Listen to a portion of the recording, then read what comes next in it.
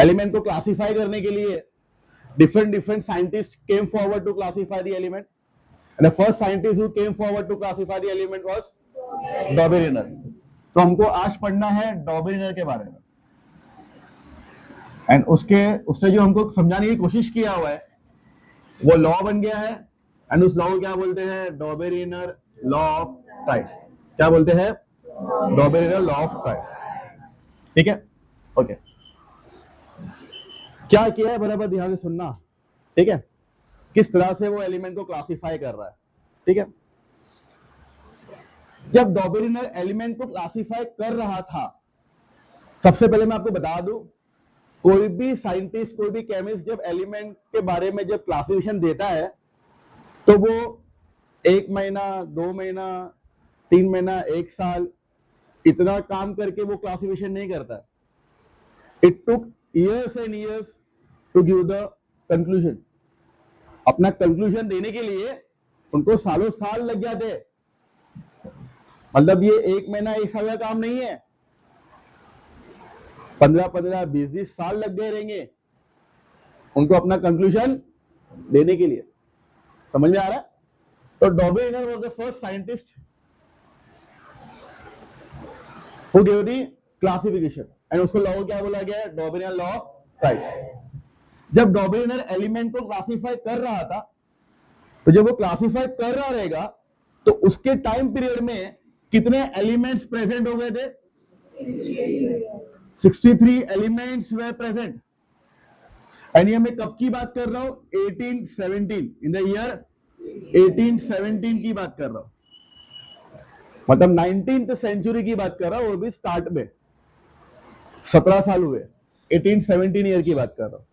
जब डॉबेरिनर ने अपना लॉ रखा, अपने को समझाने की कोशिश किया, जो अपने को समझाने की कोशिश कर रहा है वो क्या बन जाता है? लॉ बन जाता है कि नहीं? ओके। जब 63 एलिमेंट्स उस टाइम पे प्रेजेंट थे तो उसका काम क्या रहेगा? सारे के सारे 63 एलिमेंट्स को क्या करना है? प्रॉपरली क्लासिफाई करना है। प्रॉपरली क्लासिफाई करना मतलब प्रॉपर पोजीशन देना। क्या करना? प्रॉपर। जैसे कि आपको क्लासरूम में हर स्टूडेंट को प्रॉपरली क्या दिया गया है? पोजीशन दिया गया है। क्या दिया गया? प्रॉपरली पोजीशन दिया गया है क्या नहीं? अच्छा, जब पोजीशन दिया गया है तो कुछ फैक्टर डिसाइड किया गया रहेगा। एक कॉमन फैक्टर है हाइट। मैं आप स्टूडेंट की बात कर रहा हूं, है ना? हाइट के हिसाब से आपको बिठाया गया है। जिसकी हाइट छोटी है वो पहला बैठेगा, जिसकी हाइट बड़ी है वो सेकंड बेंच पे, उससे बड़ी वाली हाइट थर्ड बेंच पे, उससे बड़ी वाली हाइट फोर्थ बेंच पे। अच्छा, कुछ कुछ जगह पे आपको अनइवननेस दिखाई देगा, वो इसलिए कि हाँ ठीक है, बच्चा यहाँ बैठ जाएगा, इसके साथ में बैठेगा तो वो पढ़ लेगा, उसको वो हेल्प कर लेगा, तो ये इंटेंशन से भी बिठाया गया हुआ। तो that is the second factor. समझ में आ रहा है? तो उसी तरह से जब केमिस्ट या साइंटिस्ट जब एलिमेंट्स को क्लासिफाई कर रहे थे ना, तो वो लोग एलिमेंट की प्रॉपर्टी स्टडी कर रहे थे। एलिमेंट की प्रॉपर्टी स्टडी कर रहे थे। तो एलिमेंट की कौन सी प्रॉपर्टी स्टडी कर रहे थे बेसिकली वो लोग? तो डॉबेरिनर जब उसने क्लासिफिकेशन किया तो Dobereiner concentrated on atomic mass number. किस पे कॉन्सेंट्रेट कर रहा था वो? एटॉमिक मास नंबर पे कॉन्सेंट्रेट कर रहा था। और जाहिर सी बात है वो एटॉमिक मास नंबर पे ही कॉन्सेंट्रेट करता। एटॉमिक मास नंबर पे कॉन्सेंट्रेट कर रहा है मतलब वो कहां कॉन्सेंट्रेट कर रहा है? एटम के, वेरी गुड, कहां कॉन्सेंट्रेट कर रहा है? न्यूक्लियस पे कॉन्सेंट्रेट कर रहा है, क्योंकि न्यूक्लियस पे क्या प्रेजेंट है? Protons and neutron. और प्रोटॉन्स और न्यूट्रॉन्स को ही जब ऐड करेंगे तो क्या बनता है? एटॉमिक मास नंबर बनता है। That means Dobereiner concentrated on the nucleus of the atom. कहां कॉन्सेंट्रेट किया उसने? एटम के न्यूक्लियस पे कॉन्सेंट्रेट किया। और जाहिर सी बात है वो न्यूक्लियस पे ही कॉन्सेंट्रेट करता। क्यों? मैंने आपको कल के लेक्चर में बताया था। क्या बताया था? न्यूक्लियस का जो एक्स्ट्रा न्यूक्लियर रीजन है, सॉरी, एटम का जो एक्स्ट्रा न्यूक्लियर रीजन है वो बहुत सालों तक के डिस्कवरी नहीं हुआ था। मतलब साइंटिस्ट को मालूम ही नहीं था कि ऐसा कुछ रीजन है, होता है करके। समझ में आ रही बात? तो at the time of Dobereiner, at the year 1817 तक के कुछ पता ही नहीं था कि न्यूक्लियस के बाहर भी कुछ रीजन होता है। जाहिर सी बात, जब पता ही नहीं था तो डॉबेरिनर ने किस पे कॉन्सेंट्रेट किया? न्यूक्लियस पे कॉन्सेंट्रेट किया। मतलब वो इनडायरेक्टली क्या बोल रहा है? वो किस पे कॉन्सेंट्रेट कर रहा है? वो एटॉमिक मास नंबर पे कॉन्सेंट्रेट कर रहा है। समझ में आ रहा है? अच्छा, तो सबसे पहला पॉइंट क्लियर है, डॉर्बिलिनर एटम पे कौन से फंडामेंटल प्रॉपर्टी पे कॉन्सेंट्रेट कर रहा है? एटॉमिक मास नंबर पे कॉन्सेंट्रेट कर रहा है। किस पे कॉन्सेंट्रेट कर रहा है? एटॉमिक मास नंबर पे। ठीक है, अच्छा अब वो कर क्या रहा है? वो तीन तीन एलिमेंट्स का ग्रुप बना रहा है। कितने एलिमेंट्स थे? 63 एलिमेंट्स को कर क्या रहा है? तीन तीन एलिमेंट्स का ग्रुप बनाया गया हुआ। क्या किया उसने? तीन तीन एलिमेंट्स का ग्रुप बनाया। जैसे कि आप एक बेंच पे तीन तीन स्टूडेंट बैठे हुए, तो ये एक ग्रुप बन गया, वो एक ग्रुप बन गया, वो दूसरा ग्रुप बन गया हुआ। Are you getting it? एक बेंच पे आपको तीन तीन स्टूडेंट के फॉर्म में आपको रखा गया ना, है क्या नहीं? तो वैसे यहां पर भी वही कर रहा था, तीन तीन एलिमेंट्स का वो ग्रुप बना रहा था, है क्या नहीं? उस ग्रुप के अंदर जब उसने एलिमेंट को स्टडी किया, तो उसने एलिमेंट्स को क्या स्टडी किया है? एटॉमिक मास नंबर स्टडी किया हुआ है। एलिमेंट से क्या स्टडी किया उसने? Atomic mass number. और जब वो एलिमेंट को अरेंज कर रहा था ना उस ग्रुप के अंदर, तो वो increasing order of atomic mass में रखा हुआ है। कैसे रखा गया उसने एलिमेंट को? इंक्रीजिंग ऑर्डर ऑफ एटॉमिक मास। मैं आपको एग्जांपल के थ्रू एक्सप्लेन करता हूं कि वो क्या कर रहा था, एक्चुअली क्या पैटर्न ऑब्जर्व कर रहा था, वो हमको क्या समझाने की कोशिश कर रहा है। Let us take the example of one group as LiNaK। अब आप बोलोगे ये क्या है? Li सिंबल किसका है? लिथियम का। Very good. Li is the symbol of Na sodium का, K पोटेशियम। तो ये तीन एलिमेंट का एक ग्रुप, तीन एलिमेंट का क्या है ये? एक ग्रुप। अब इस ग्रुप के अंदर वो पैटर्न ऑब्जर्व कर रहा है। अच्छा, पैटर्न तो बाद में ऑब्जर्व किया, पहले उसने उस तीन एलिमेंट को रखा कैसे? मतलब आप बोलोगे वो लिनेट, मतलब वो लिथियम को क्यों पहले रख रहा है, सोडियम को क्यों नहीं पहले रखा? क्योंकि वो एलिमेंट को जब वो तीन के अंदर ग्रुप बना करके जब वो रख रहा है ना, तो इन an increasing order of atomic मास रख रहा है। इंक्रीजिंग ऑर्डर ऑफ एटॉमिक मास मतलब जिसका एटॉमिक मास कम है वो पहले आएगा, और बढ़ते हुए क्रम में रख रहा है। इंक्रीजिंग ऑर्डर मतलब छोटे से बड़ा, बढ़ता हुआ क्रम मतलब छोटे से। आपको भी as a height increasing order में रखा गया है कि नहीं? तो वैसा ही जिसका एटॉमिक मास कम है वो पहले रखा गया। तो लिथियम का एटॉमिक मास है 6.9। कितना है एटॉमिक मास? सोडियम का है 23 और पोटेशियम का है 39.1। दिख रहा है? इंक्रीजिंग ऑर्डर में रखा है उसने। तो किया क्या उसने? किया क्या डॉर्बिलिनर ने? तीन एलिमेंट्स का एक ग्रुप बनाया। उस ग्रुप के अंदर उसने एलिमेंट को कैसे रखा हुआ है? Increasing order of their atomic mass. ये नंबर क्या है? इस एलिमेंट के एटॉमिक मास है। समझ में आ रहा है? इस एलिमेंट के क्या है? वो एटॉमिक मास नंबर है। ये नंबर क्या बता रहा है हमको? एलिमेंट का एटॉमिक मास नंबर। समझ में आ रहा है? तो कैसे रख रहा है वो? इंक्रीजिंग ऑर्डर ऑफ एटॉमिक मास। अब वो ये तीन के ग्रुप में, इस ग्रुप के अंदर वो क्या पैटर्न ऑब्जर्व कर रहा है? ध्यान देना। फर्स्ट एलिमेंट और थर्ड एलिमेंट को के एटॉमिक मास को ऐड करो। Just add up. किसको ऐड अप करा मैंने? फर्स्ट वाला एटॉमिक मास और थर्ड वाला एटॉमिक मास को मैंने ऐड किया। 39.1 प्लस 6.9 कितना होगा? कितना आएगा? 46.0 मतलब 46 को ऐड करके 46 को 2 से डिवाइड करो, क्या आएगा? 20। और यही नंबर आपको देखो मिडिल वाले एलिमेंट का एटॉमिक मास है या नहीं है? पक्का है। तो किया क्या उसने? पैटर्न क्या ऑब्जर्व किया? फर्स्ट एलिमेंट का एटॉमिक मास और थर्ड एलिमेंट के एटॉमिक मास को क्या कर रहा है? वो ऐड करके डिवाइड बाय 2 कर रहा है। Why divide by 2? Divide by 2 कर रहा है मतलब वो क्या निकाल रहा है? जब कोई भी चीज को ऐड करके डिवाइड बाय 2 करे तो मतलब क्या निकाल रहा है? मीन। Very good. और दूसरा नाम क्या है मीन का? एवरेज। मीन या फिर आपका रिजल्ट बनता है सेमेस्टर 1 के मार्क्स, सेमेस्टर 2 के मार्क्स, दोनों को ऐड करके डिवाइड बाय क्या करते हैं? 2 करते हैं ना, क्योंकि 2 एग्जाम है ना, सेमेस्टर 1 सेमेस्टर 2। अगर तीसरा सेमेस्टर हो जाए तो तीनों को ऐड करते हैं, किससे डिवाइड करते हैं? 3 से डिवाइड करते हैं। That's the average.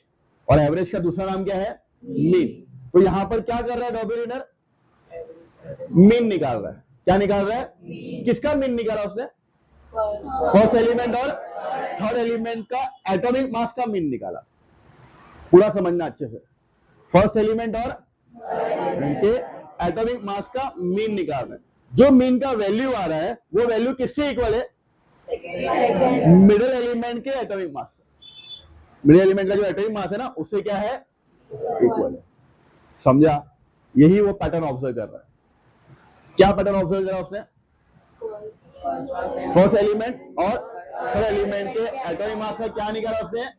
मीन निकाला। वही मीन का वैल्यू किससे इक्वल आया है? मिडिल वाले एलिमेंट के एटॉमिक मास से इक्वल आया हुआ। समझ में आ रहा? अच्छा, यहां तो एग्जैक्टली इक्वल आया है 23 बट उसने अपने लॉ के अंदर एक वर्ड यूज किया हुआ है अप्रोक्सीमेटली। क्या वर्ड यूज किया? अप्रोक्सीमेटली का मतलब क्या? ऑलमोस्ट इक्वल टू, है ना, उसके नजदीक, approximately equal to.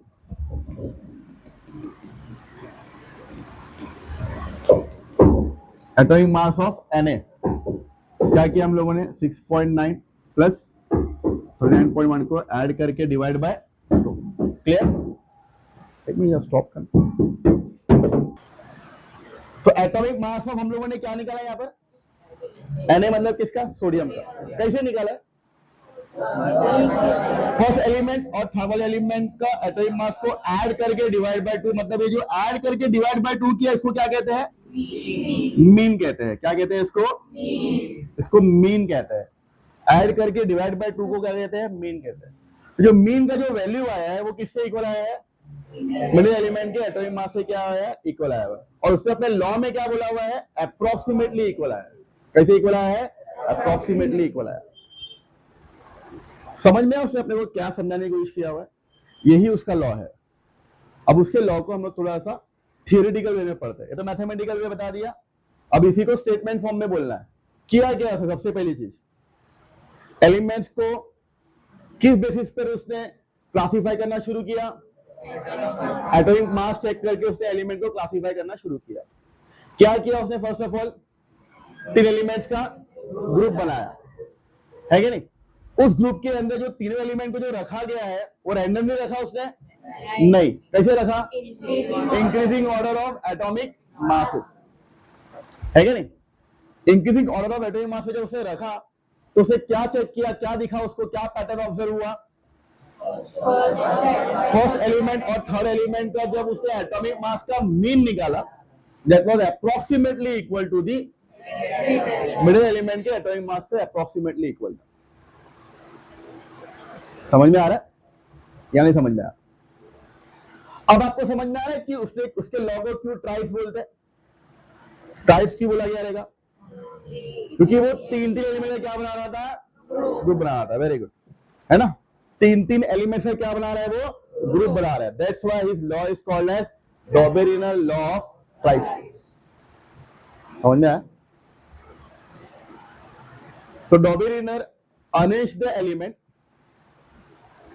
In an increasing order of atomic mass in each group. मतलब हर एक ग्रुप के अंदर उसने एलिमेंट को increasing order of atomic mass में अरेंज किया हुआ है। And he found that the atomic mass of the middle element, atomic mass of the was approximately equal to the mean of the atomic masses of other 2 elements. समझ में आ रहा है? Mean of the atomic masses of other 2 element, ये उसका वो law है। Clear? समझ में आया? And why is law is called as Dobereiner law of triads? क्योंकि वो 3 एलिमेंट्स का एक ग्रुप बना रहा है। क्लियर है? तो 3 एलिमेंट का ग्रुप है इसलिए वो ट्राइड्स बोल रहा है। ट्राई, ट्राई मतलब 3। क्लियर है? समझ में आ रहा है? तो उसका पैराग्राफ हम लोग पढ़ लेंगे और हम लोग वो लॉ मार्क करेंगे ताकि जब हम लोग नोटबुक में क्वेश्चन लिखे तो वो लॉ कहां से पढ़ना है हमको मालूम पड़े। ठीक है? तो पेज नंबर 16, डॉबेरिनर ट्राइड्स। कौन पढ़ेगा? आप पढ़ो Pfizer. In the year 1870, a German scientist, Dobryner, suggested that properties of elements are related to their atomic. Underline करना, related to their atomic masses. Underline करना, ये एमसीक्यू के अंदर पूछा जाएगा आपको कि डॉबेरिनर ने क्या चेक करके एलिमेंट को अरेंज किया हुआ है, किससे रिलेट किया हुआ है? एटॉमिक मास से रिलेट किया हुआ है। आगे, He made groups of 3 elements, each having similar chemical properties, and called them tribes. He arranged यहाँ से अंडरलाइन करना, यहाँ से मार्क करो, यहाँ से उसका लॉ शुरू हो रहा है. He arranged the three elements in a tribe in an increasing order of atomic mass and showed that the atomic mass of the middle element was approximately equal to the mean of the atomic masses of the other two elements. Other two elements. बस इतना ही पढ़ना, समझा? एक बार पढ़ना वो ही से. He arranged the three elements in a tribe in an increasing order of atomic हाँ, mass. हर एक ट्राइड में उसने एलिमेंट को कैसे अरेंज किया हुआ है? Increasing order of atomic mass. And क्या पैटर्न उसने शो किया? एंड शो दैट पर atomic mass of Middle element was approximately equal to the mean of the atomic masses of the other two elements. है ना, atomic mass of middle element was approximately equal to the atomic mass of the mean of the atomic masses of the other two elements. समझ में आया? Clear है? कोई doubt उसके law में? उसके लॉ को क्यों डॉबेरिया लॉ ऑफ ट्राइड्स बोला गया है? क्योंकि उसने तीन मतलब एक ग्रुप में कितने एलिमेंट रखा है? 3 एलिमेंट रखा. और उस एलिमेंट को कैसे अरेंज किया उसने? Increasing order of atomic masses. Clear? Note पे जाओ, क्वेश्चन लिखो. State Dobereiner law of triads. ऑन रन. State Dobereiner law of triads. State Dobereiner law of triads. Text में मार्क किया ना आपने answer. State Dobereiner law of triads with example. State Dobereiner law of triads with example. State Dobereiner law of triads. Law of triads with example. For answer refer page 16. अब वो answer लिखना नहीं है, लेकिन answer कहाँ है वो तो मालूम पड़ना चाहिए ना. तो for answer refer page 16. Page number 16 पे आपने मार्क किया हुआ है, राइट? अच्छा, पेज 16 पे आपने कुछ साइन मार्क कर दो, स्टार करके ऐसा कुछ सिंबल मार्क कर दो, और वही सिंबल आप नोट पे मार्क कर दो कि हाँ आपको पेज नंबर 16 पे जाके वो स्टार वाला सिंबल आपको देखना है या नहीं? अच्छा, ये तो हो गया आपका डेफिनेशन.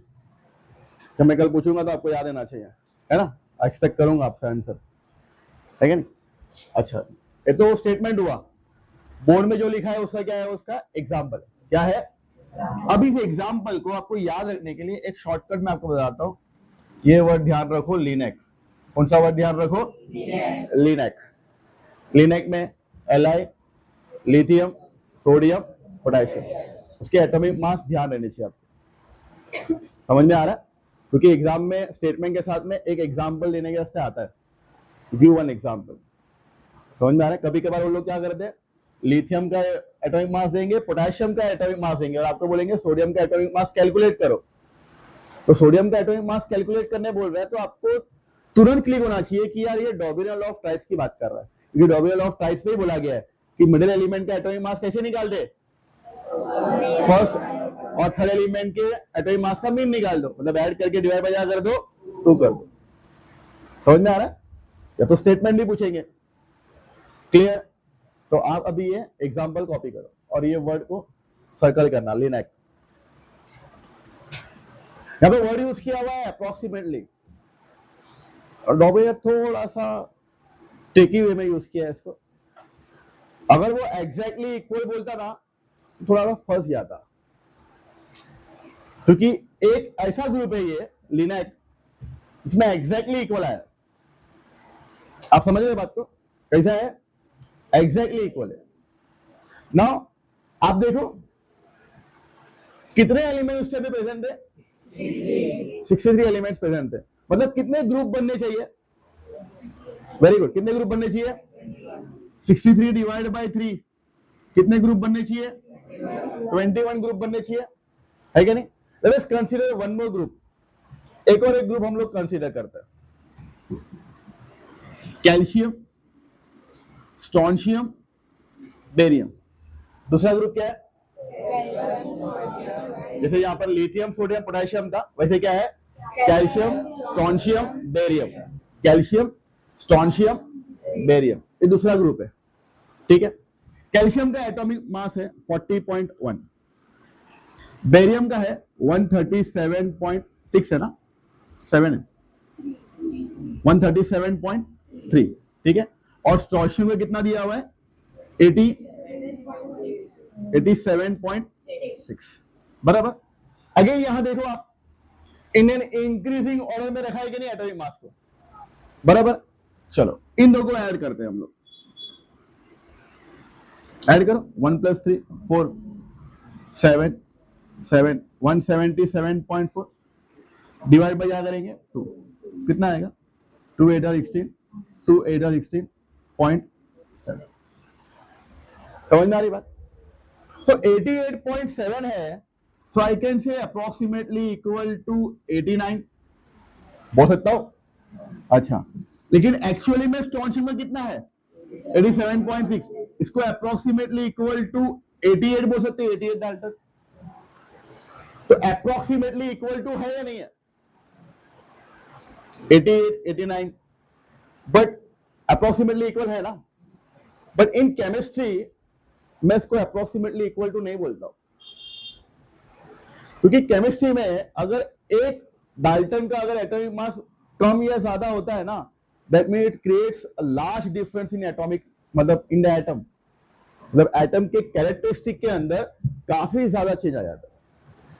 अब हमारे वेट में अगर मान लो 40 से 41 हो गया, 41 केजी या 40 केजी आगे पीछे सा होता है, तो इतना ज्यादा डिफरेंस नहीं आएगा बेसिकली हमारे बॉडी में। बट अगर मैं एटम की बात करूं ना, एलिमेंट की बात करूं, अगर उनके एटॉमिक मास में अगर एक डाल्टन का अगर डिफरेंस आता है ना, तो उनके कैरेक्टरिस्टिक प्रॉपर्टी में कहीं ज्यादा डिफरेंस आता है। आप समझ रहे हो मेरी बात को।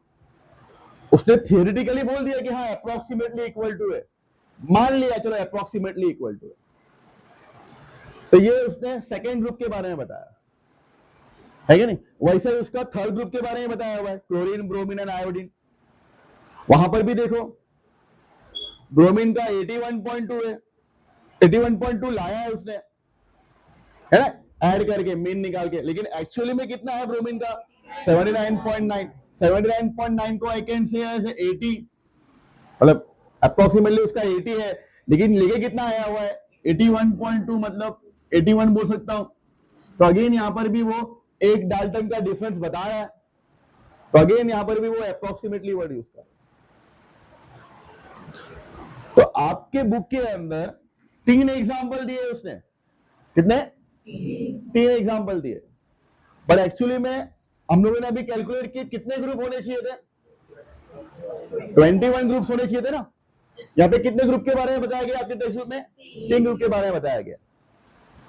लेकिन ऐसा माना गया है कि जितने भी एलिमेंट्स प्रेजेंट थे उस टाइम पे, जितने भी एलिमेंट्स उस टाइम पे प्रेजेंट थे, कितने एलिमेंट्स प्रेजेंट थे, सारे के सारे जो उसने ग्रुप फॉर्मेशन नहीं किया, सारे एलिमेंट्स को उसने वो ट्राइड्स फॉर्मेशन किया ही नहीं। और अगर मान लो किसी का ट्राइड्स फॉर्मेशन किया है ना, तो उसमें उसका लॉ एप्लीकेबल था ही नहीं, मतलब फर्स्ट और थर्ड को ऐड करके जब मैं डिवाइड बाय 2 कर रहा हूं, मीन निकाल रहा हूं, तो वो अप्रोक्सीमेटली इक्वल टू नहीं आ रहा था, काफी ज्यादा डिफरेंसेस आ रहे थे। यहां पर तो एक डाल्टन का डिफरेंस आ रहा है, ठीक है मान लिया, एक्सेप्ट कर लेते, बट दूसरे ट्राइड्स के अंदर there was not approximately equal. समझ में आ रहा है। दैट्स व्हाई डॉबिन की थ्योरी को क्या कर दिया गया, डिस्कार्ड कर दिया गया, अनएक्सेप्टेबल। बाकी साइंटिस्ट ने यहां पर क्वेश्चन मार्क किया कि आप जो बोल रहे हो आपका थियरी बहुत सारे ट्राइब्स में एप्लीकेबल है नहीं, बहुत सारे ग्रुप में एप्लीकेबल नहीं है, और आपने सारे के सारे एलिमेंट्स का ग्रुप फॉर्म भी नहीं किया हुआ है, सारे के सारे एलिमेंट्स का ट्राइब्स बनाया भी नहीं, तो हम आपकी थियरी को कैसे एक्सेप्ट कर लेंगे। That's why Dobereiner law of triads को क्या कर दिया गया, डिस्कार्ड कर दिया गया। It was unacceptable to other chemist और साइंटिस्ट। समझ में आ रही है बात, why Dobereiner theory was discarded, क्यों डिस्कार्ड कर दिया गया, बोलो कोई एक जन बोलो, आप बोलो। एलिमेंट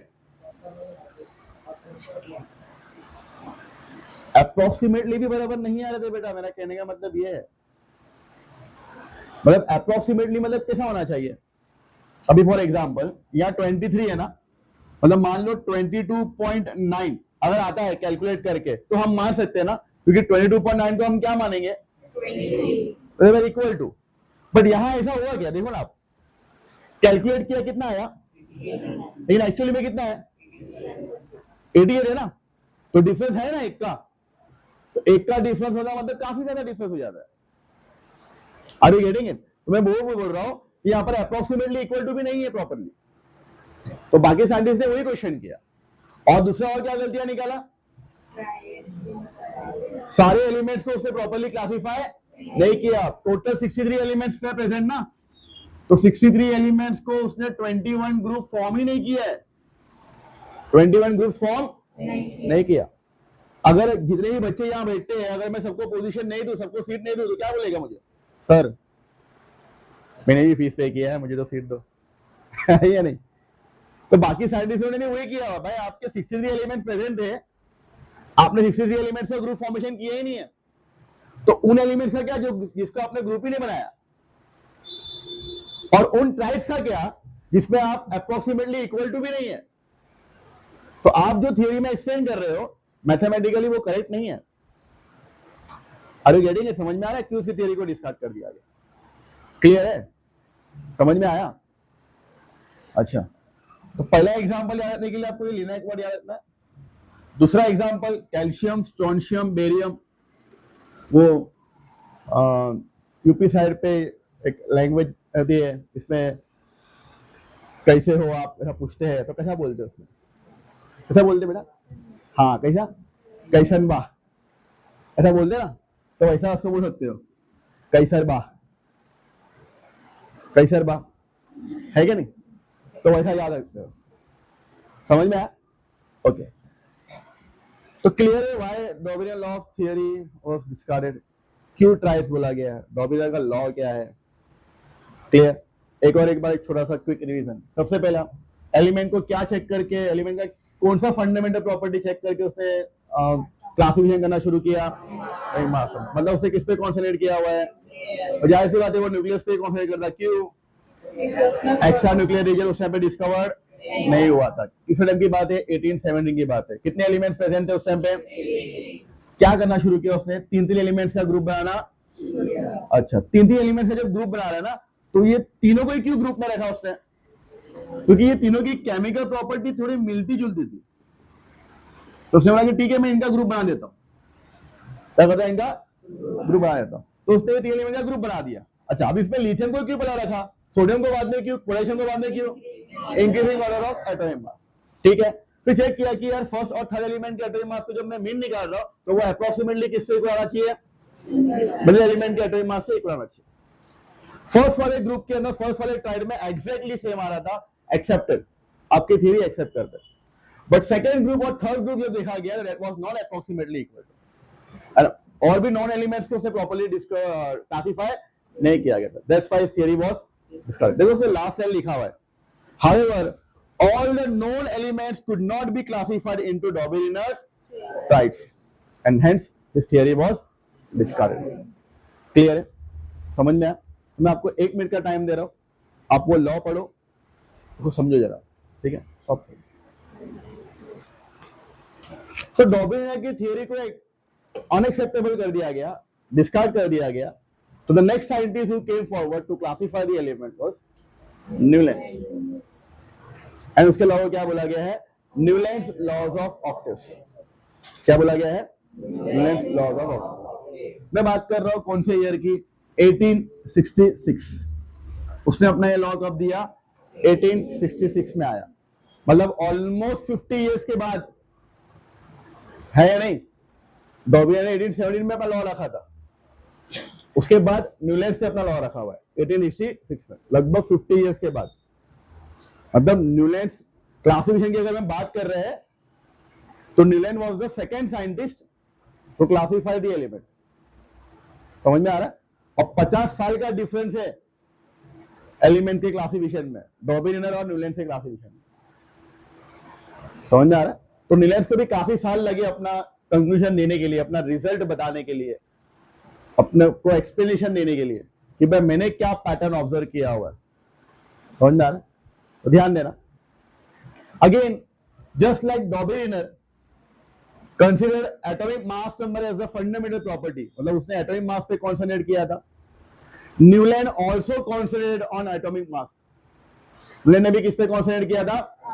एटॉमिक मास नंबर पे ही कॉन्सेंट्रेट किया था।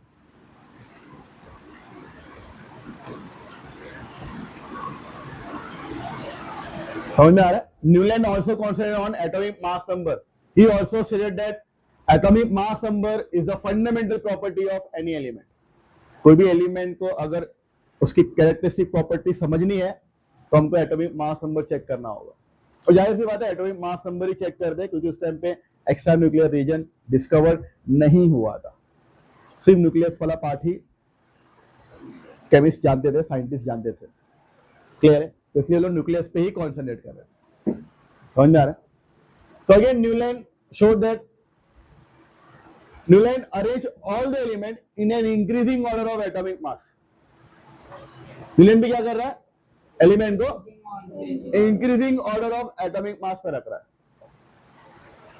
न्यूलैंड भी एटॉमिक मास नंबर ही चेक कर रहा है, जैसे डॉबरिनर कर रहा था।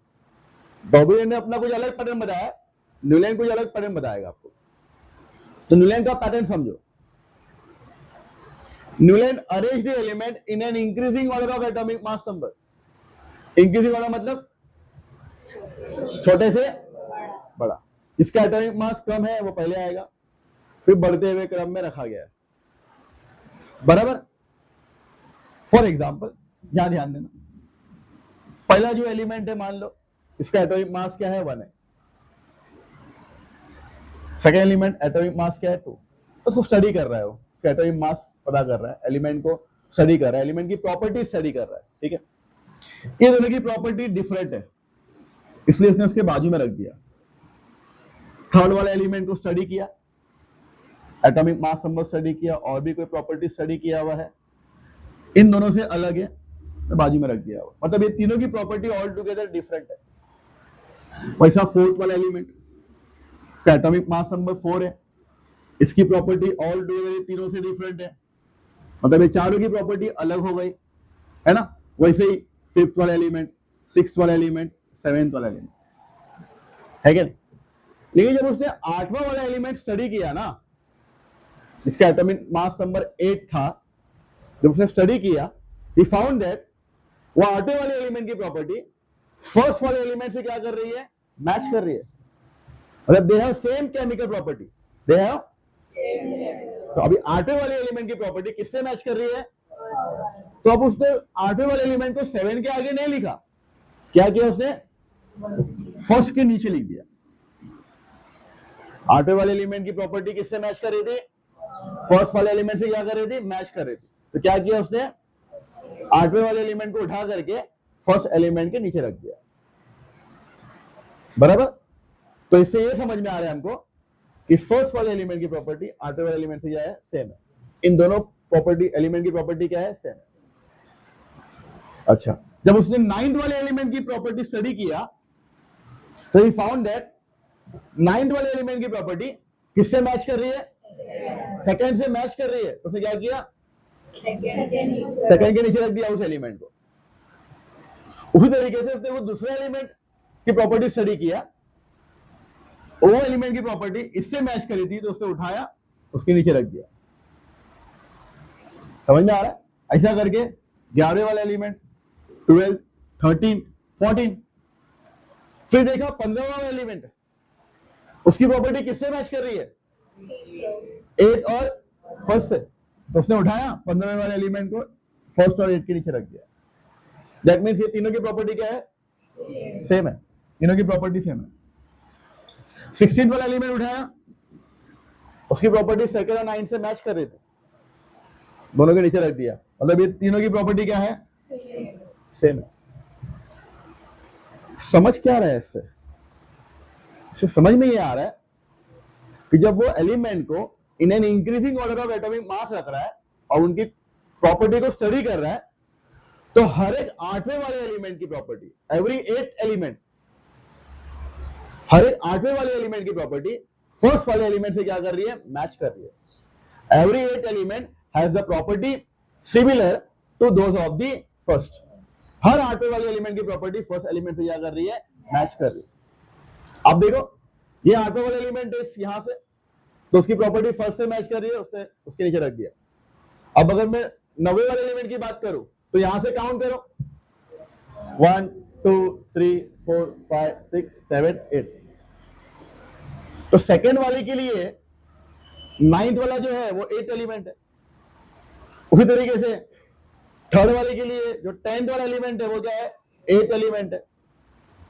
फोर्थ वाले के लिए 11 क्या है, 8 एलिमेंट है। तो इसलिए वो ये बोल रहा है एवरी 8 एलिमेंट, हर एक आठवां वाला जो एलिमेंट है उसकी प्रॉपर्टी किससे मैच कर रही है, फर्स्ट से मैच कर रही है। Every 8 element has the property similar to those of the first. समझ में आ रहा है या नहीं समझा?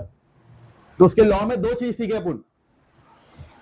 न्यूलैंड के लॉ में न्यूलैंड ने क्या चेक करके एलिमेंट को अरेंज किया हुआ है, increasing order of atomic mass.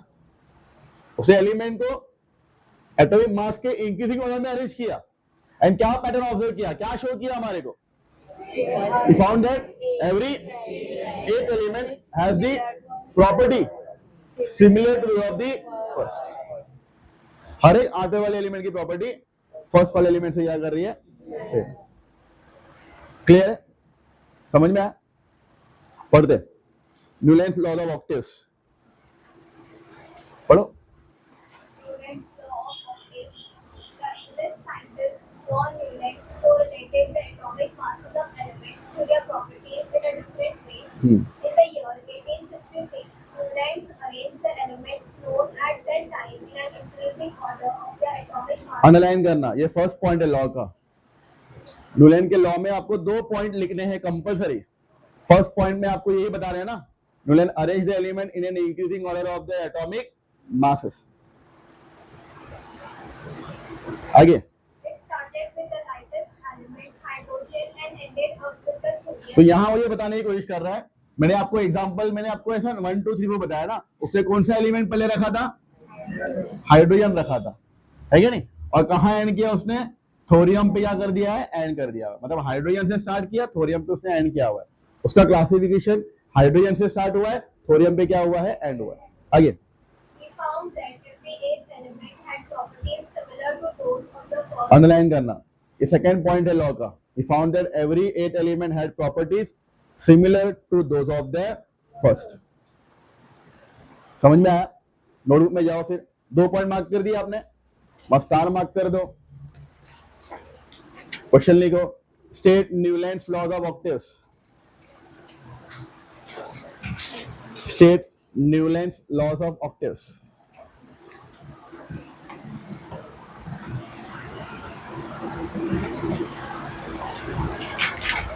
State Newland's laws of octaves.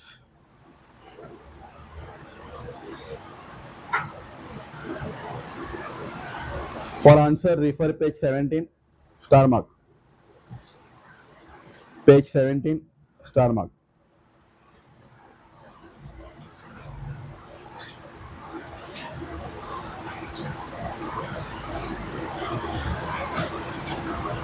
समझा? अच्छा, अब क्वेश्चन ये है कि क्यों उसके लॉ को लॉ ऑफ ऑक्टेव्स बोलते हैं।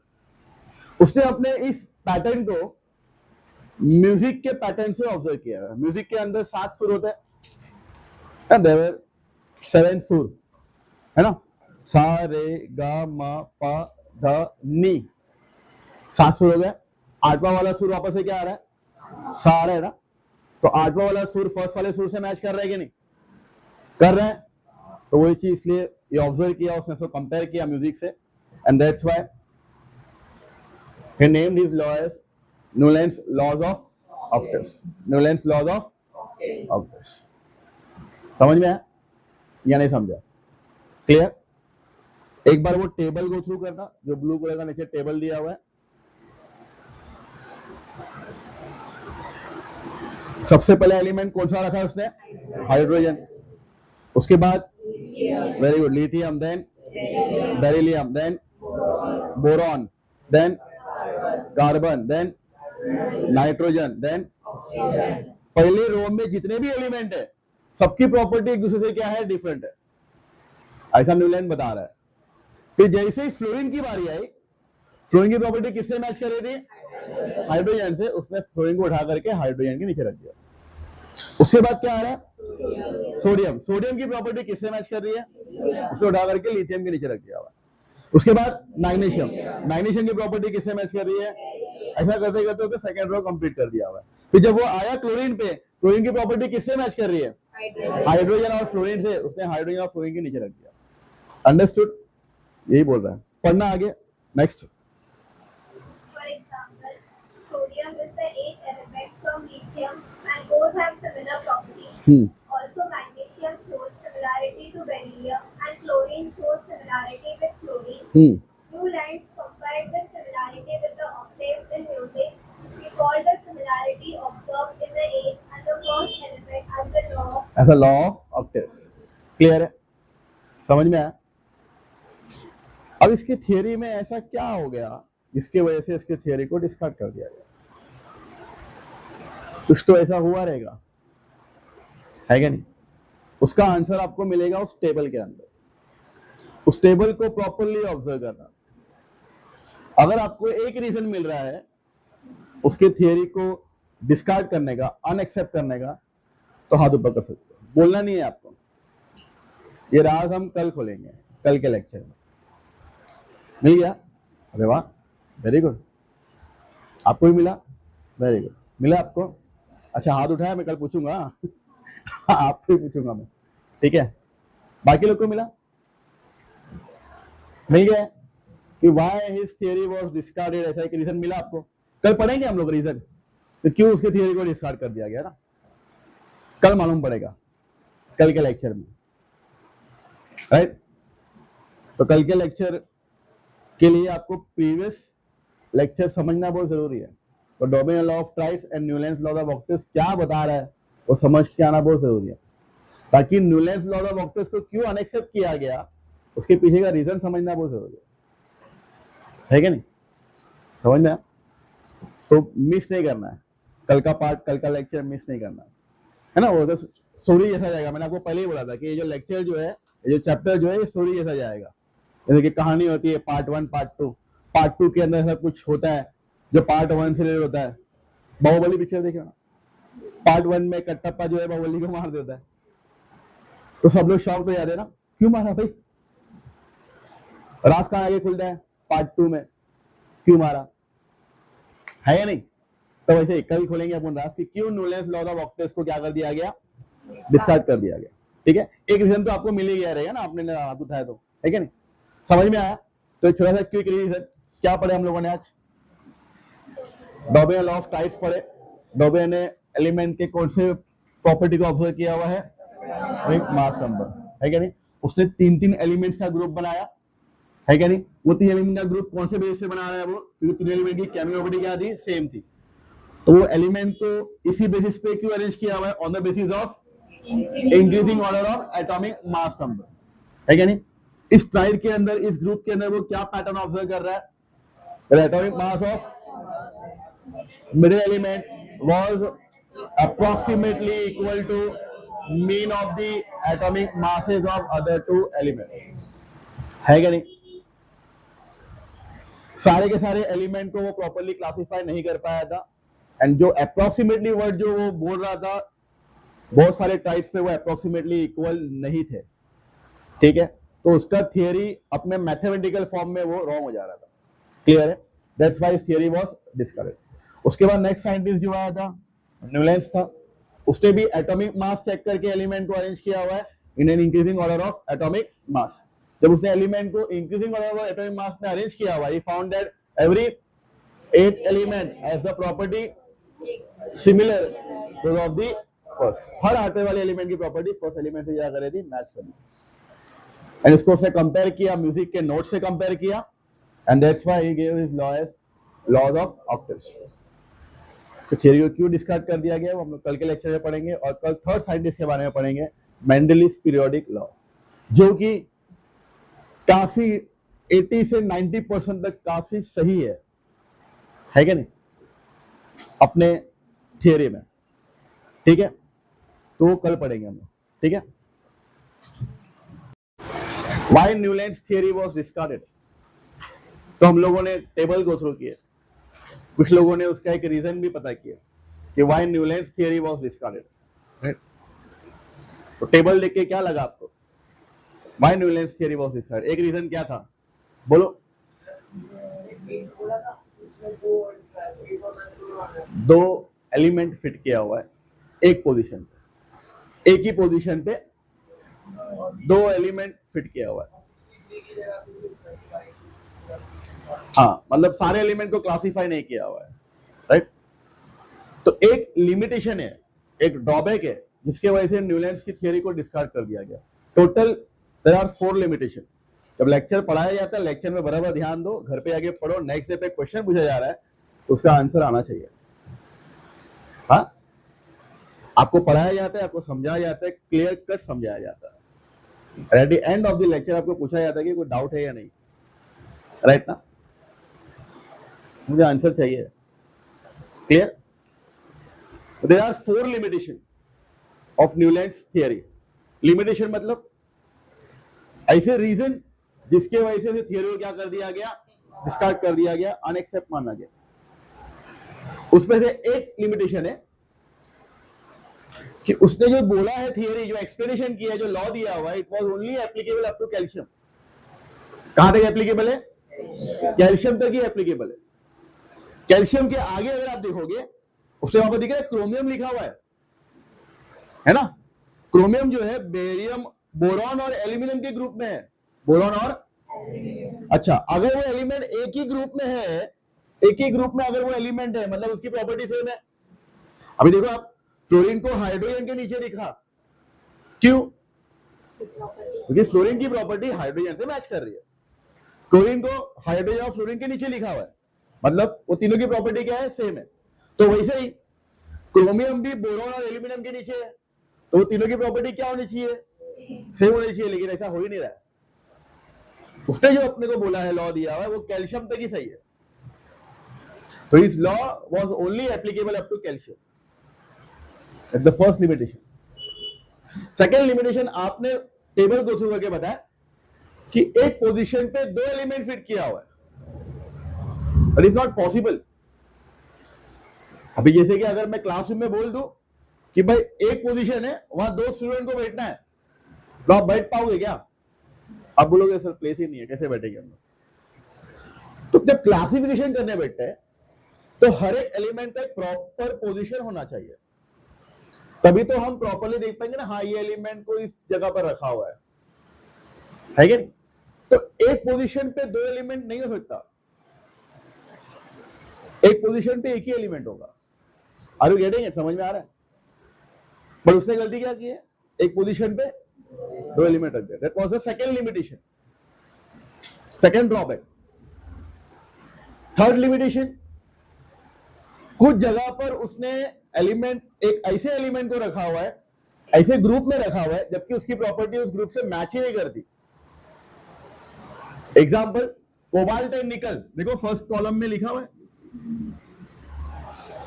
कोबाल्ट एंड, मतलब हाइड्रोजन है, फ्लोरीन है, एंड देन क्या है? क्लोरीन है, एंड उसके बाद क्या है? Cobalt and. कोबाल्ट एंड निकल की प्रॉपर्टी इनसे मैच ही नहीं कर रही है, फिर भी वो इसके ग्रुप में, तो गलत हो जाएगा। तो ड्रॉबैक ही है। अगर वो सेम ग्रुप के अंदर, सेम कॉलम में है, तो उनकी प्रॉपर्टी सेम होनी चाहिए। लेकिन यहाँ पर कोबाल्ट एंड निकल को जब रख दिया हुआ है उसने इस ग्रुप के अंदर, इस कॉलम में, लेकिन उसकी प्रॉपर्टी उससे मैच ही नहीं कर रही। कोबाल्ट और निकल की प्रॉपर्टी किससे मैच कर रही है? देखो लास्ट में ऑक्सीजन है, Fe और सल्फर है। कोबाल्ट और निकल की प्रॉपर्टी इनसे मैच करती है, तो कोबाल्ट एंड निकल कहां आना चाहिए? इनके ग्रुप में आना चाहिए, लेकिन ऐसा रखा नहीं, उसने यहां रख दिया। That was the third limitation. And the fourth limitation is कि जब न्यूलैंड ने अपना पीरियोडिक टेबल दे दिया, उसके बाद कुछ न्यूली एलिमेंट क्या हुए? डिस्कवर्ड हुए, कुछ नए एलिमेंट डिस्कवर्ड हुए। तो उनके बारे में या उनकी प्रॉपर्टी के बारे में न्यूलैंड ने कुछ भी नहीं कहा, या उस एलिमेंट को कुछ जगह दिया ही नहीं, वो एलिमेंट को कहां फिट करेगा कुछ बताया ही नहीं। तो there was no place for newly discovered element. नए डिस्कवर्ड एलिमेंट के लिए कुछ जगह ही नहीं था, स्पेस ही नहीं था।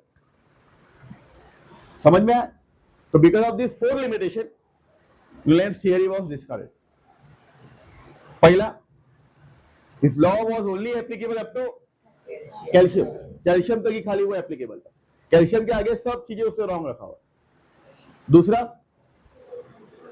कुछ जगहों पर एक पोजीशन पे 2 एलिमेंट रख दिया हुआ है. एग्जांपल कोबाल्ट एंड निकल, और आप देखो वहां पर Ce एंड La लिखा हुआ है. सीरियम एंड लैंथेनम, वो भी गलत है. एक पोजीशन पे 2 एलिमेंट नहीं होना चाहिए. That was the second limitation. Third limitation is, कुछ जगहों पर ऐसे एलिमेंट को रख दिया हुआ है जबकि उसकी प्रॉपर्टी उन कॉलम से मैच ही नहीं कर रही है. That was the third limitation. And जो नए डिस्कवर्ड हुए एलिमेंट, उनके लिए कोई भी स्पेस नहीं छोड़ा हुआ है. तो because of all this 4 limitation Newlands theory was discarded. Clear? तो हम लोग रीड करेंगे पॉइंट, हम लोग चारों पॉइंट मार्क करेंगे, क्वेश्चन लिखेंगे एंड वो चारों पॉइंट उसका आंसर रहेगा. ठीक है? कौन रीड कर रहा था? आप रीड करो. Why Newlands theory was discarded. पढ़ो. Middle limitation was found in Newland's octave. Hmm. This law was found to be applicable only up to calcium. हाँ, पहला पॉइंट मार्क करो. This law was found to be applicable only up to, that was the first limitation. Second, आगे. Newland fitted all the known elements in a table of 7 to 8, that is 56 boxes. Newland places 2 elements each in some boxes to accommodate all the known elements That was the second limitation. in the table.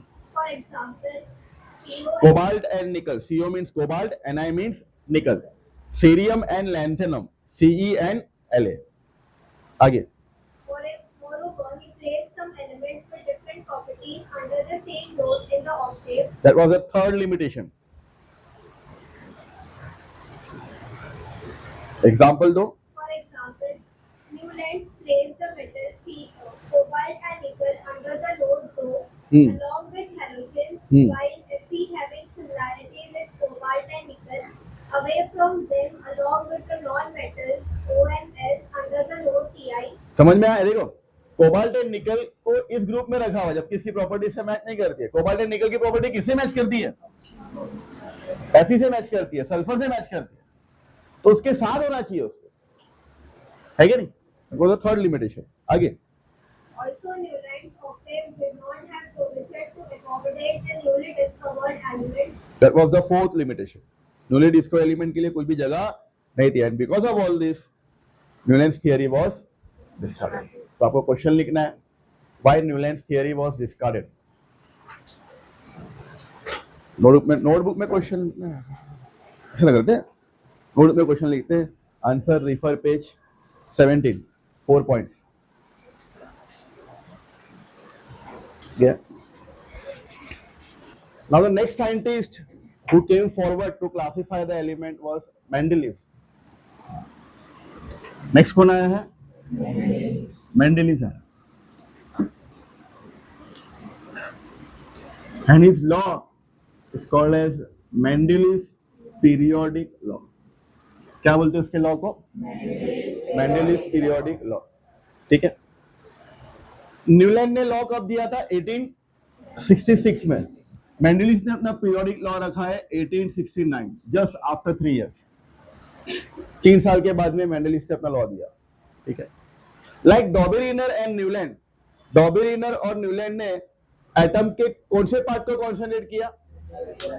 Atomic mass number पे. That means वो nucleus पे concentrate कर रहा है, और nucleus पे concentrate करना ही था क्योंकि एक्स्ट्रा न्यूक्लियर रिजन तो उस टाइम पे डिस्कवर ही नहीं हुआ था. तो similarly Mendeleev also concentrated on nucleus. That means Mendeleev ने भी किस पे कॉन्सेंट्रेट किया हुआ है? एटॉमिक मास नंबर पे कॉन्सेंट्रेट किया हुआ है. किस पे कॉन्सेंट्रेट किया हुआ है? Atomic mass number. तो ऐसा क्या अलग Mendeleev कर रहा था जो डॉबेरिनर और न्यूलैंड से नहीं किए? देखो, डॉबेरिनर और न्यूलैंड जो है ना, वो सिर्फ खाली पैटर्न ऑब्जर्व कर रहे थे. अगर आपने देखा रहेगा दोनों में, डॉबेरिनर ने भी 3 का ग्रुप बनाया, ट्राइड बनाया, और वो पैटर्न बता रहा है कि मैं अगर इंक्रीजिंग ऑर्डर में रख रहा हूं तो मिडिल एलिमेंट का atomic mass was approximately equal to the mean of the atomic mass of other 2 elements. ये एक पैटर्न हो गया. न्यूलैंड भी एक पैटर्न ऑब्जर्व कर रहा है कि हर एक आठवें वाले एलिमेंट की प्रॉपर्टी फर्स्ट वाले एलिमेंट से क्या कर रही है? मैच कर रही है अगर मैं increasing order of atomic mass पर रख रहा हूं. बट मेंडेलीव जो है कुछ पैटर्न ऑब्जर्व नहीं कर रहा है. मेंडलीव सिर्फ ये कर रहा है कि जिनका एटॉमिक मास कम है उसको पहले रखो, जिनका एटॉमिक मास ग्रेटर है उसको बाद में रखो. That means is arranging the element in an increasing order of atomic masses. कैसे लग रहा है वो एलिमेंट को? Increasing order of. इसका मतलब क्या? जिनका एटॉमिक मास कम है वो पहले आएगा और उसको बढ़ते हुए क्रम में रखा हुआ है, इंक्रीजिंग ऑर्डर में रखा हुआ है. बराबर? अच्छा, सिर्फ इतना ही नहीं कर रहा है मेंडलीव. मेंडलीव जो है हर एक एलिमेंट को इंडिविजुअली उनकी प्रॉपर्टी को डीप जाके स्टडी कर रहा है. हर एक एलिमेंट की प्रॉपर्टी को वो डीप जाके स्टडी कर रहा है. मतलब मान लो फॉर एग्जांपल एक है सोडियम. तो सोडियम के बारे में, सोडियम का एटॉमिक मास कितना है? अच्छा, क्या उसका एटॉमिक मास उतना ही है या उससे ज्यादा होना चाहिए या कम होना चाहिए? वो कॉन्सोनेट कर. उसकी डेंसिटी क्या है, कितना हैवियर है वो एलिमेंट, पानी में डालने पर फ्लोट होगा, क्या होगा? फिजिकल प्रॉपर्टी क्या है, केमिकल प्रॉपर्टी क्या है? अगर मैं सोडियम को ऑक्सीजन के साथ में रिएक्ट करवाऊंगा तो वो कैसे रिएक्ट करेगा, क्या गैस बनाएगा, कौन सा कंपाउंड बनाएगा? अगर मैं सोडियम को क्लोरीन के साथ में रिएक्ट करूं तो क्या बनाएगा, कौन सा सॉल्ट बनाएगा? ये सारी चीजें उसने ऑब्जर्व किया हुआ है हर एक एलिमेंट के बारे में. एंड तब जाकर के उसने अपना पीरियोडिक टेबल क्लासिफाई किया हुआ है, सारे एलिमेंट को क्लासिफाई किया हुआ है अपने प्रॉपर पीरियोडिक टेबल के अंदर, है क्या? तो वो सिर्फ पैटर्न ऑब्जर्व नहीं कर रहा है, वो हर एक एलिमेंट की प्रॉपर्टी को इंडिविजुअली क्या कर रहा है, डीप जाकर के स्टडी कर रहा है. कंपैरिजन कर रहा है कि ये एलिमेंट इससे कितना डेंसर रहेगा, कितना हैवियर रहेगा. ये एलिमेंट का एटॉमिक मास इससे ज्यादा है तो ये इससे किस तरह से रिएक्ट करेगा. तो ये सारी चीजें वो ऑब्जर्व कर रहा है. एंड ये ऑब्जर्व करके उसने अपना एक लॉ दिया हुआ है and it's law is called as Mendeleev periodic law. और उसका जो लॉ जो है वो सिर्फ एक ही लाइन का लॉ है. Properties of the element are the periodic function of their atomic masses. बस इतना ही लॉ है उसका. वापस से रिपीट कर रहा हूं. Properties of the element are the periodic function of their atomic masses. इस लाइन का मतलब क्या कि अगर कोई भी एलिमेंट की प्रॉपर्टी को स्टडी करना है तो what was the most important fundamental part of any element is atomic mass. atomic mass से ही हम हर एक एलिमेंट की प्रॉपर्टी को क्या कर पाएंगे, स्टडी कर पाएंगे. That was its conclusion. तो उसने वो अपना एक लॉ दे दिया. Properties of the element are the periodic function of their atomic masses. समझ में आया? कहां लिखा है ये लॉ? पेज नंबर 18 पे. पेज नंबर 18 बोल्ड में लिखा हुआ, देखो बोल्ड डार्क में. The properties of the element are periodic function of their atomic masses. समझा? इस लाइन का एक्चुअल मीनिंग क्या है जो मैंने अभी आपको हिंदी में एक्सप्लेन किया कि अगर कोई भी एलिमेंट की प्रॉपर्टी जानना है, स्टडी करना है तो उसके कौन से फंडामेंटल कैरेक्टरिस्टिक पार्ट को ऑब्जर्व करना है, एटॉमिक मास को ऑब्जर्व करना है. एटॉमिक मास से ही हम क्या कर पाएंगे, उसके एलिमेंट की प्रॉपर्टी को क्या कर पाएंगे, स्टडी कर पाएंगे. That's why it's law properties of the element are the periodic function of their atomic masses. तो करना क्या है अभी आपको, नोटबुक में जाना है. मार्क कर लिया आपने वो लाइन?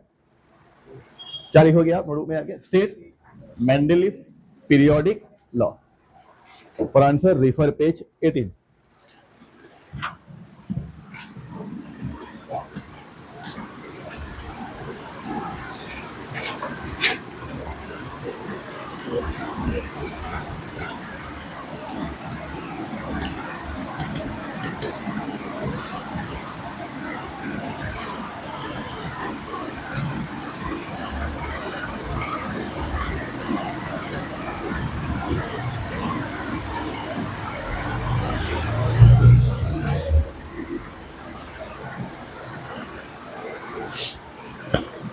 Then understood? लॉ ध्यान रहेगा या नहीं रहेगा? लास्ट बेंच सोहेल, हाँ रहेगा ना? शुमाइला, ओके। मैंने अभी आपको बताया कुछ टाइम पहले कि मेंडलिस कुछ पैटर्न ऑब्जर्व नहीं कर रहा है, मेंडलिस डीप जाके स्टडी कर रहा है, ठीक है। डीप जाके स्टडी करने की वजह से 90% ऑफ जो उसने क्लासिफाई किया हुआ एलिमेंट को वो 90% तक सही था। कितने परसेंट तक? 90% ही वॉज राइट। कुछ कुछ ऐसी बातें हैं, कुछ कुछ ऐसे उसका कंक्लूजन है जिसकी वजह से उसका जो लॉ है ना वो 90% क्या हो गया हुआ है? सक्सेसफुल हो गया हुआ। That characteristic part is termed as merits of Mendeleev's periodic law. Merits मतलब वो फैक्टर जिनके वजह से उसका लॉ ऑलमोस्ट क्या हो गया हुआ है? सक्सेसफुल हो गया हुआ है, उसे मेरिट्स बोलते हैं। जैसे कि अगर मैं बात करूं कि अगर आप सक्सेसफुल हो गए लाइफ में तो आपके अंदर क्या क्या अच्छी क्वालिटी है? डेडिकेशन, हार्ड वर्किंग, ऑनेस्ट, है कि नहीं, punctual, this are all the merit point जिसके वजह से आप क्या हो जाओगे? सक्सेसफुल हो जाओगे। तो उसी तरीके से मेंडलिस का पीरियोडिक लॉ ऑलमोस्ट सक्सेसफुल हुआ है, वो किन वजह से हुआ है? उन पॉइंट को क्या कहते हैं? मेरिट्स कहते हैं। समझ में आ रहा है? तो देयर आर 3 मेरिट्स। कितने मेरिट पॉइंट है? There are 3 merit point. तीनों मेरिट पॉइंट इंपॉर्टेंट है और ये मेरिट पॉइंट ऐसे थे कि जब ये मेरिट पॉइंट सामने आए दूसरे साइंटिस्ट के तो अदर साइंटिस्ट वर शॉक्ड कि यार मेंडलिस ने इतना अच्छा काम कर दिया हुआ, ऐसा हमने सोचा ही नहीं था कभी कि ऐसा हो सकता है करके। तो will see one by one कि मेंडलिस ने ऐसा क्या किया। सबसे पहला मेरिट, मेंडलिस क्या चेक करके एलिमेंट को अरेंज कर रहा है? बोलो। एटॉमिक मास चेक करके रख रहा है। कैसे रख रहा है एटॉमिक मास चेक करके? एक ही क्रम में, मतलब जिसका एटॉमिक मास कम है वो पहले बढ़ते हुए क्रम में रख रहा है। ऐसे ही किया कि हाँ ये एलिमेंट है हाइड्रोजन, एटॉमिक मास 1 है, रख दिया। हीलियम है, एटॉमिक मास 2 है, ठीक है, रख दिया। नहीं, स्टडी कर रहा है इसको। क्या हाइड्रोजन का एटॉमिक मास 1.0003 है? हाँ है या नहीं है, कि कम है या ज्यादा है? स्टडी कर रहा है इसको, रिवाइज कर रहा है। उसको बोलना डीप जाकर के स्टडी करना, रिवाइज करना, ताकि अगर उसका एटॉमिक मास सही है तो मैं उसको करेक्ट पोजीशन दे सकूं अपने टेबल के अंदर। क्योंकि सारे एलिमेंट को उसको अपने पोजीशन में पीरियोडिक टेबल में क्या करना है? पोजीशन देना है ना। तो एटॉमिक मास चेक करके ही दे रहा है, तो इसलिए उसको करेक्ट एटॉमिक मास जानना बहुत जरूरी था उसके लिए। तो जब उसने सारे एलिमेंट्स के एटॉमिक मास को प्रॉपर्ली स्टडी किया ना, रिवाइज किया ना, तो उसने ये पाया कि कुछ एलिमेंट के एटॉमिक मास क्या हो गए? गलत हो गए थे। उसको उसने क्या किया हुआ है? करेक्ट किया हुआ है कि नहीं, इस एलिमेंट का एटॉमिक मास ये नहीं, ये होना चाहिए। उसमें से एक एलिमेंट है बेरिलियम। बेरिलियम का एटॉमिक मास 14.09 था पहले, उसको उसने करेक्ट करके किसमें लेकर आया? 9.4 पे लाया।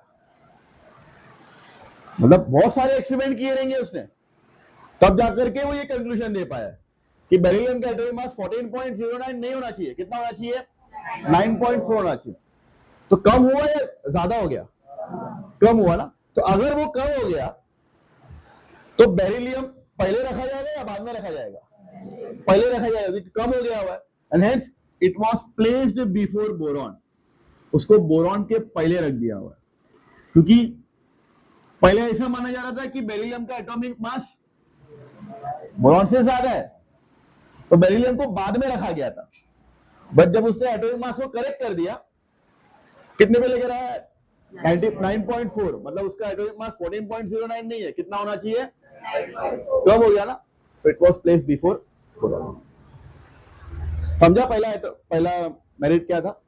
तो अच्छा काम किया, किसी का एटॉमिक मास प्रॉपर्ली रिवाइज करना। रिवाइज करना मतलब चेंज करना, करेक्ट करना। आपको पता है आपकी ये टेक्स्ट बुक भी रिवाइज होती है हर साल। कुछ गलती से कुछ टाइपिंग एरर हो जाता है तो उसको लोग करेक्ट करते, कुछ मिस्टेक्स हो जाती है, कुछ पीछे आंसर मैथ्स के टेक्स्ट में कुछ पीछे आंसर रॉन्ग प्रिंट हो जाता है तो उसको लोग सही करते है या नहीं? क्यों कर रहे हैं? ताकि आपको इजी लगे, आप सही चीजें सही आंसर आप गो थ्रू कर सको, है ना? तो उसी तरीके से मेंडलीव से भी क्या किया हुआ है, एटॉमिक मास को क्या किया उसने, रिवाइज किया। क्यों रिवाइज किया उसने? ताकि परफेक्ट पोजीशन वो मेंडलीव पीरियोडिक टेबल के अंदर दे सके। और उसका एक एग्जांपल क्या है, beryllium. The atomic mass of beryllium was corrected from 14.09 to 4 and hence it was placed before 4। समझ में आ रहा है? तो पहला पॉइंट एक बार बता रहा हूं, atomic mass of some elements were revised. कुछ एलिमेंट के एटॉमिक मास क्या किए गए, रिवाइज किए गए। क्यों रिवाइज किए गए? So as to give them proper place in the periodic table. समझ में आया? Example, the atomic mass of beryllium was corrected from 14.09 to 9.4। ये करेक्ट वैल्यू है and hence it was placed before. Clear? पहला point समझ में आया या नहीं समझ में आया? एक बार जरा गो थ्रू कर लेना फर्स्ट पॉइंट को 1 मिनट में। Page number 19 first point.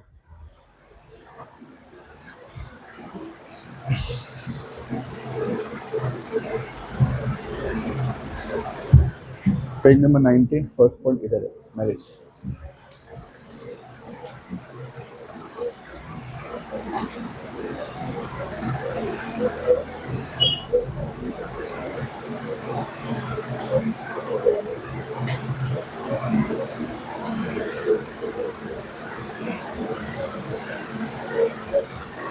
Clear?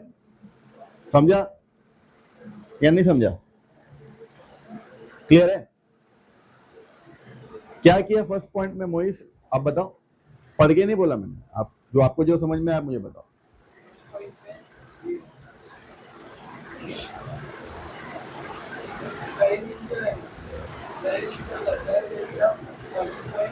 वो 14.09 क्या है उसका वेट है। हाँ एटॉमिक मास।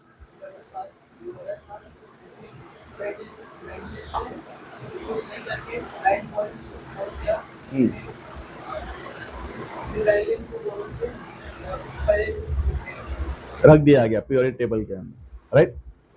कुछ एलिमेंट के एटॉमिक मास को क्या किया उसने, रिवाइज किया हुआ है ना? उसमें से एग्जांपल बेरिलियम, ठीक है।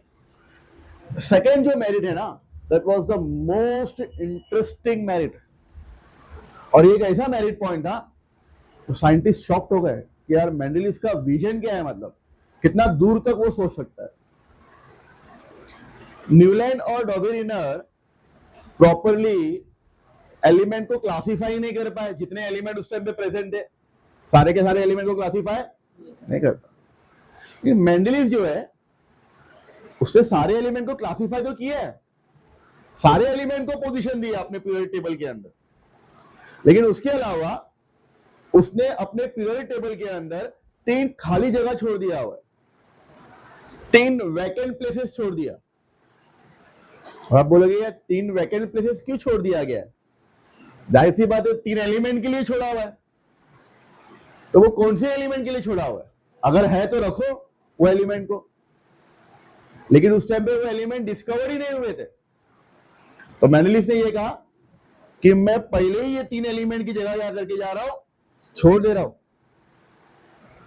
ये 3 एलिमेंट बाद में डिस्कवर हो गए। सिर्फ इतना ही नहीं बोला उसने वो 3 एलिमेंट की प्रॉपर्टीज भी प्रेडिक्ट कर लिया कि अगर ये 3 एलिमेंट है तो ठीक है, इनकी प्रॉपर्टी ये होगी। अब वो 3 एलिमेंट थे कौन से, उसका नाम क्या था? इका बोरॉन, इका एल्यूमिनियम,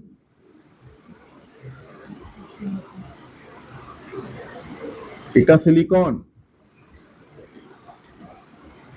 कौन कौन से 3 एलिमेंट थे बोलो?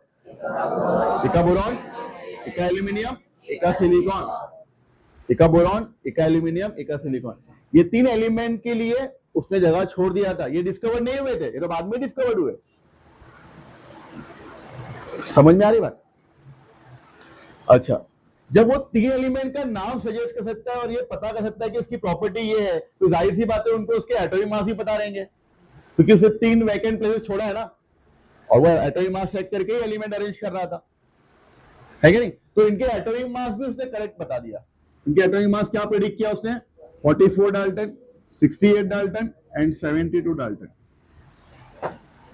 क्या थे इनके एटॉमिक मास? 44, 68 and 72 respectively. और क्या प्रेडिक्ट किया था उसने? उनकी प्रॉपर्टीज ही प्रेडिक्ट कर दिया था।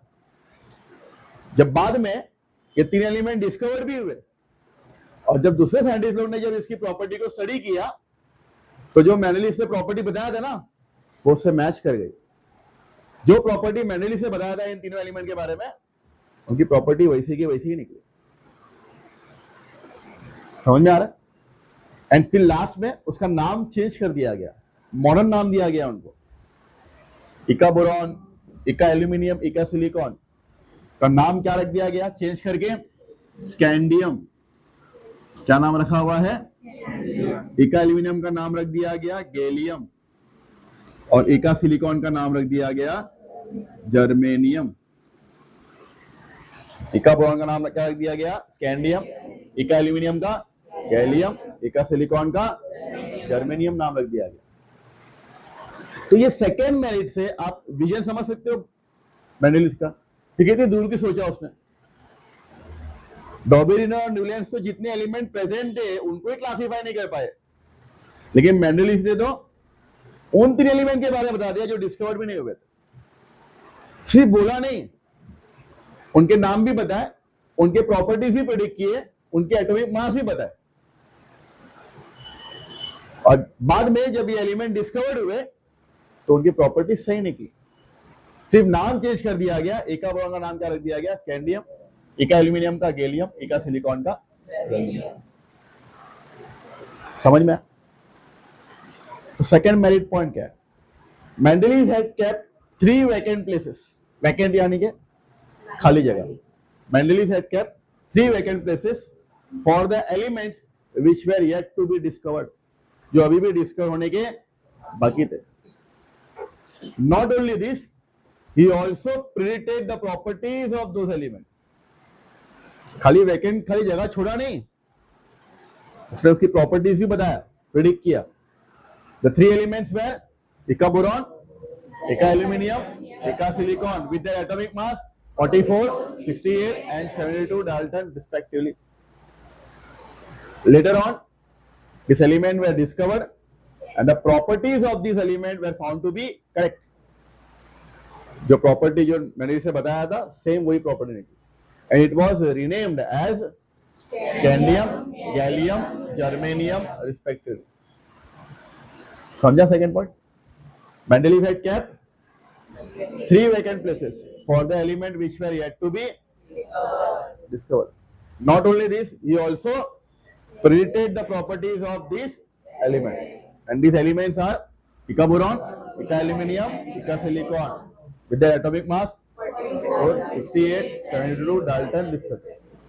Later on, these elements were discovered and the properties of these elements were found to be correct, and it was renamed as scandium, gallium, germanium respectively. समझा?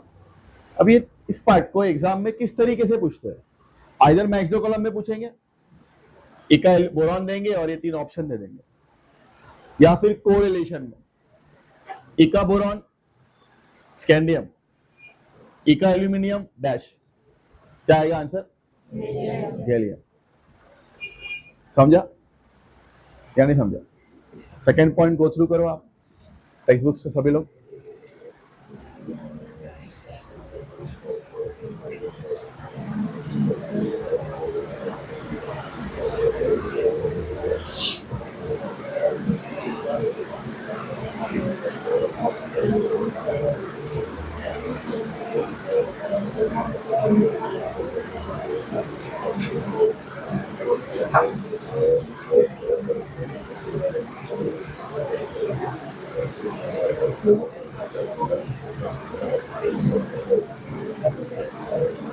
डन।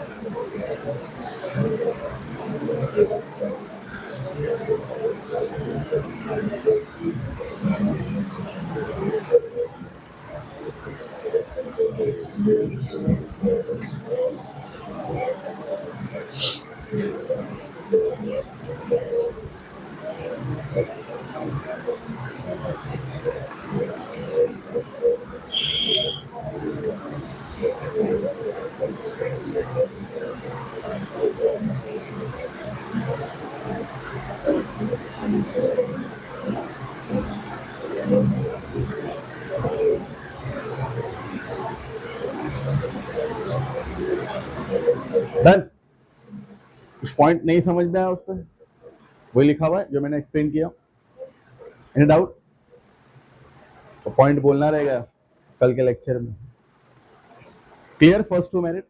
पहला merit point, atomic mass of some elements were revised so as to give them proper place in the periodic table. Example, atomic mass of beryllium was corrected from 14.09 to and it was placed before boron. Second point, Mendeleev had kept vacant places for the elements which were yet to be discovered. These elements were Eka boron, Eka aluminum, Eka silicon, along with the atomic mass 44. Properties of this element were also predicted. Later on, these elements were discovered and the properties were found to be correct. It was renamed as scandium, gallium, germanium. ठीक है, clear? Third merit क्या था? आपको पता है Newland का एक limitation था कि जब न्यूलैंड ने अपना टेबल दे दिया था, उसके बाद कुछ न्यूली डिस्कवर्ड एलिमेंट आए थे, इसके बारे में उसने कुछ जगह छोड़ा नहीं था, मतलब उन एलिमेंट को फिट नहीं कर पा रहा था अपने टेबल के अंदर। तो कुछ उसी तरीके से यहां पर भी हुआ है। बट मेंडलीव ने क्या किया, जरा ध्यान देना बराबर। जब मेंडलीव ने अपना पीरियोडिक टेबल दे दिया, उसके बाद में कुछ और एलिमेंट डिस्कवर्ड हुए। मैं पहले आपको उस एलिमेंट्स के बारे में बता दूं कि कौन कौन से एलिमेंट डिस्कवर्ड हुए।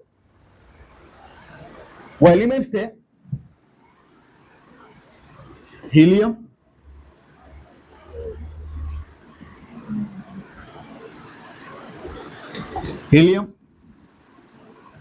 Neon, argon, krypton, xenon and radon. Actually में ये तीन तो बाद में डिस्कवर्ड हुए, लेकिन पहले ये तीन डिस्कवर्ड हो चुके थे। ये तीन तो मॉडर्न है, ये बहुत रिसेंट डिस्कवर्ड हुआ है। इसका मतलब ऐसा कल ही नहीं हुआ है, 25-30 साल हो गए रहेंगे या शायद उससे थोड़ा ज्यादा होगा रहेगा, लेकिन ये मेंडलीव के पीरियोडिक टेबल के देने के बाद में डिस्कवर्ड हुए। Helium, neon and argon. All this elements are gases. ये सारे के सारे एलिमेंट क्या है? आपने हीलियम गैस सुना रहेगा ना, वो बलून में डालते हैं, हीलियम ऊपर फेंक जाता है ना, बलून जिसको हम ऊपर छोड़ देते हैं, क्या वो नीचे नहीं आता है, ऊपर ही चले जाता है ना। तो all this elements were gases. समझ में आ रहा है? और इस एलिमेंट की अच्छी बात यह है कि all this elements are the most stable element. सारे एलिमेंट क्या है? ये स्टेबल है। स्टेबल है मतलब इनके आउटरमोस्ट शेल में कितने इलेक्ट्रॉन्स रहेंगे? 8 रहेंगे ना। कितने रहेंगे? 2 या फिर 8 रहेंगे। हीलियम के आउटरमोस्ट शेल में 2 इलेक्ट्रॉन है, अगर आपको याद है तो, डुप्लेट स्टेट। और बाकी ये सारे एलिमेंट है, इनके आउटरमोस्ट शेल में क्या है? 8 इलेक्ट्रॉन्स, ऑक्टेट स्टेट। तो इसलिए ये सारे एलिमेंट्स क्या थे? स्टेबल थे। और ये सारे एलिमेंट क्या है? गैसेस है। अच्छा, ये एलिमेंट स्टेबल है तो इसलिए ये लोग केमिकल रिएक्शन में पार्टिसिपेट नहीं करते, किसी के साथ रिएक्ट नहीं करेंगे। आप कभी सुनोगे नहीं कि हीलियम ऑक्सीजन के साथ में रिएक्ट करेगा, क्या नहीं रिएक्ट करेगा। ये हीलियम स्टेबल है। मेरे पास सब चीजें है, गाड़ी है, बंगला है, पैसा है, सब है, मैं काम करूंगा नहीं करूंगा, मैं स्टेबल हूं, है क्या नहीं?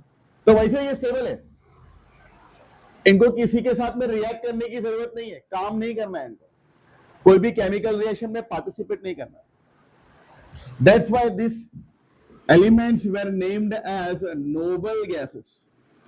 क्या बोलते हैं इस एलिमेंट को? नोबल गैसेस बोलते हैं। ये कब डिस्कवर्ड हुए? कब डिस्कवर्ड हुए? जब मेंडलिस ने अपना पीरियोडिक टेबल दे दिया, उसके बाद में क्या हुए? ये एलिमेंट डिस्कवर्ड हुए। अब मेंडलिस सोच रहा है कि अब करे तो क्या करे, तो कुछ नहीं किया उसने, ये सारे एलिमेंट को स्टडी किया। अच्छी बात है, कर दे। जब मैंने बाकी सारे एलिमेंट को क्लासिफाई कर दिया तो मैं इन एलिमेंट को भी स्टडी करता हूं। जब उसने एलिमेंट को स्टडी किया तभी तो मालूम पड़ा कि ये कौन से एलिमेंट है, नोबल गैसेस है, स्टेबल एलिमेंट है, किसी के हाथ में ये पार्टिसिपेट। तो उसने क्या किया पता है? बिना अपने टेबल को डिस्टर्ब किए, बिना कोई एलिमेंट की पोजीशन को डिस्टर्ब किए, उसने एक नया ग्रुप क्रिएट कर दिया बाजू में। क्या कर दिया? एक नया ग्रुप क्रिएट किया। क्या नाम से क्रिएट किया? जीरो ग्रुप नाम से। कौन से नाम से? जीरो मतलब क्या? उनकी वैलेंसी क्या है? जीरो है। उनकी वैलेंसी क्या है? जीरो। ना ही ये इलेक्ट्रॉन्स डोनेट करते हैं, ना ही ये गेन करते हैं, ना ही शेयर करते हैं, क्योंकि ये स्टेबल है ना। तो इसलिए फिर क्या नाम दिया? जीरो ग्रुप नाम दिया इस कॉलम को, इस ग्रुप को। और ये सारे एलिमेंट को उठा करके उसने अपने ये वाले ग्रुप में डाल दिया। तो बाकी ये एलिमेंट की पोजीशन डिस्टर्ब हुई क्या? नहीं। और ये एलिमेंट का जो नए एलिमेंट थे वो डिस्कवर जो हुए थे, उनको भी जगह मिल गई। हो गया ना काम। तो ये चीज न्यूलैंड नहीं कर पाया था। समझ में आ रही बात? तो अच्छा हुआ यार, अच्छा पॉइंट है ना।